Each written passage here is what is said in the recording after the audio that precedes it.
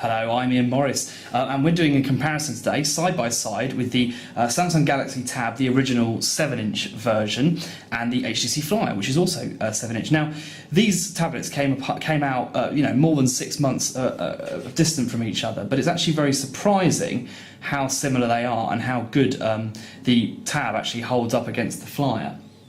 We should talk a bit about the specs. Both have the same screen resolution, 600 by 1024.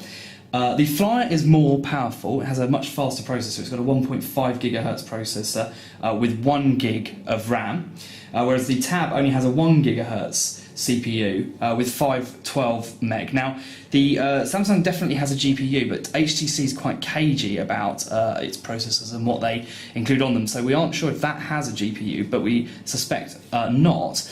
So, but performance-wise, they're actually incredibly similar. Obviously, HTC has this Sense interface, whereas Samsung has its Touch Wiz. Now, we've put Android 2.3 on the Galaxy Tab. It ships with a much earlier version, and Samsung is only now just getting ready to roll 2.3 Gingerbread out to the people who own the Tab, SIM-free, getting it first, with providers getting it a bit later on.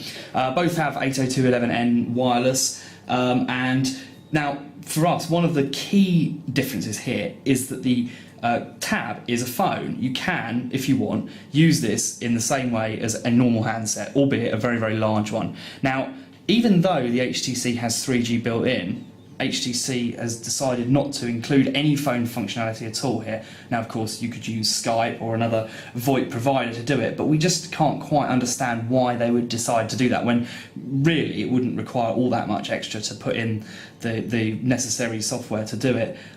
Certainly with the Galaxy Tab, you could use it with a Bluetooth headset and no one would ever know that you were using a tablet instead of a phone.